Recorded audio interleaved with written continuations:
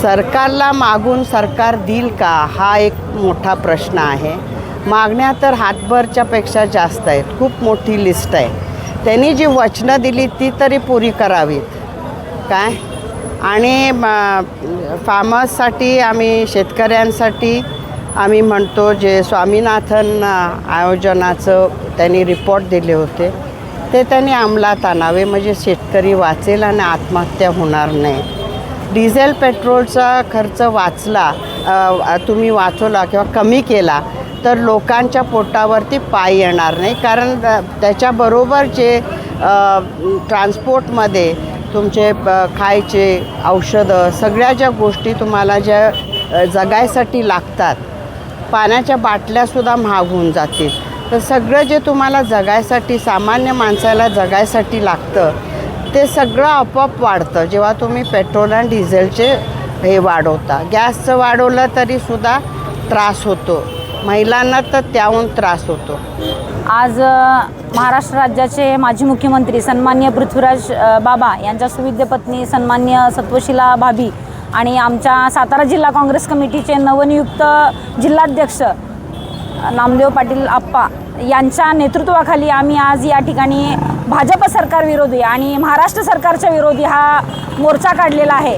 याचा प्रमुख हेतू असा आहे की 160 रुपये किलो शेंगदाणे झालेले आहेत, 200 रुपये किलो तुरीची डाळ झालेली आहे, 400 रुपये किलो खोबरं झालेलं आहे आणि 116 रुपये लिटर पेट्रोल आणि डिझेलचा दर 100चा क्रॉस झालेला आहे। त्यामुळं सर्वसामान्य जनतेला आत्महत्या केल्याशिवाय पर्याय नाही।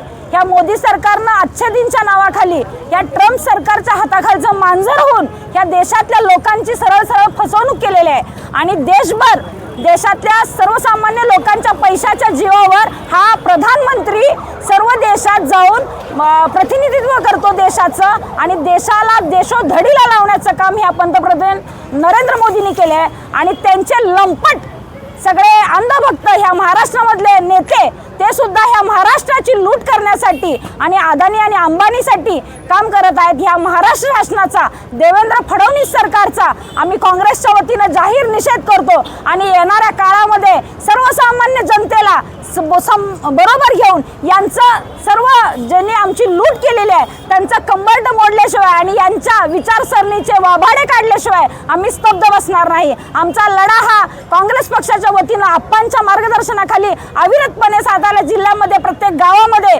प्रत्येक वाडी वस्तीमध्ये अतिशय प्रकर्षाने चालू राहील। धन्यवाद। आज पेट्रोल डिझेल गॅसच्या दरवाढीमुळे इतर वस्तूसुद्धा महाग होत चालल्या, महागाई वाढत चाललेली आहे। असं असताना सुद्धा कच्च्या तेलाचे दर जर 80-85 रुपये आहेत तरीसुद्धा मोदी सरकार हे डिझेलचे दर का वाढवत आहे। म्हणजे काँग्रेसच्या काळामध्ये मनमोहन सिंग सरकारच्या काळामध्ये 130-140 रुपये डिझेलचा कच्च्या तेलाचा दर असताना सुद्धा त्यांनी 70 रुपये डिझेलचा दर ठेवलेला होता। आज त्यांना देश आपला कर्जबाजारी झालेला आहे आणि डिझेल इंधनचं शॉर्टेज नाही, ते शॉर्टेज दाखवून लोकांना डिझेल पेट्रोलचे दर वाढवल्याशिवाय आज हा कर्ज फेटू शकत नाही। अशा पद्धतीचं देशावरती त्यांनी कर्ज ठेवलेलं आहे आणि हे इंधनाचे दर वाढवून महागाई वाढत चाललेली आहे। म्हणून याच्या निषेधार्थ आम्ही हा मोर्चा काढलेला आहे। शिवाय कांद्याचे दर निर्यातीवर निर्बंध आल्यामुळे टॅरिफ लागल्यामुळे कांद्याचे दर एकदम पडलेले आहेत, शेतकऱ्यांना उत्पादन खर्चसुद्धा मिळत नाही, त्यामुळे आम्ही आजचा मोर्चा काढलेला आहे। काँग्रेस कमिटीतून आम्ही सातारा जिल्ह्याच्या वतीनं पेट्रोल डिझेल गॅस दरवाढ तसेच कांद्याला न मिळणारा दर आणि शेतकऱ्यांची झालेली हालाखीन झालेला शेतकरी यांच्या संदर्भात आज आम्ही या ठिकाणी मोर्चा काढला.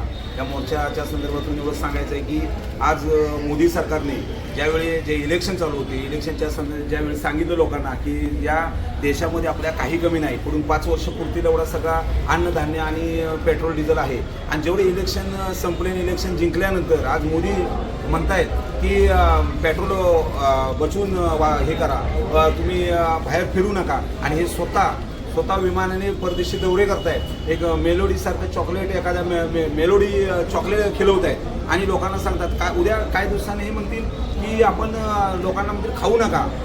आणि ही परिस्थिती आता देशावर आलेली आहे. तर या जनतेला आपल्याला एकच सांगायचं आहे की या मोदी सरकारच्या फसव्या ज्या घोषणा आहेत त्यांना बळी पडू नका, आणि आपण काँग्रेस सरकारवर राहायचं का मोदींबरोबर राहायचं. कारण की आपण जर मोदी सरकारवर राहिला तर आपल्याला फक्त आजचे दिन हे तोंडानंच फक्त ऐकणार आहे, तुम्हाला आजचे दिन येणार नाहीत. आज कांद्याचा दर 1 रुपया 2 रुपयानं चालला आहे, तर लोक कांद्याचा जे शेतकरी आहे ते फास लावायला लागले. म्हणजे याचं हे कुणी हे करायचं. म्हणून मोदी सरकारचा आम्ही निषेध करण्यासाठी मोठ्या संख्येनं जिल्ह्याचा आज आम्ही जिल्हाध्यक्ष नामदेवराव पाटील आणि पृथ्वीराज चव्हाण बाबा यांच्या पत्नी भाभी यांच्या नेतृत्वाखाली मोठा असा मोर्चा काढला. आम्ही शेतकऱ्यांना न्याय दिल्याशिवाय या ठिकाणी आम्ही गप्प बसणार नाही. भले आज आमचं सरकार नसेल, परंतु आमचं सरकार ह्या 2029ला येईलच. आणि कशामुळे येईल तर ह्यांनी जो शेतकऱ्यांचा आणि जो जनतेचा जो अन्याय चालू केला आहे, त्या अन्यायाच्या बघूनच आमचं सरकार ह्या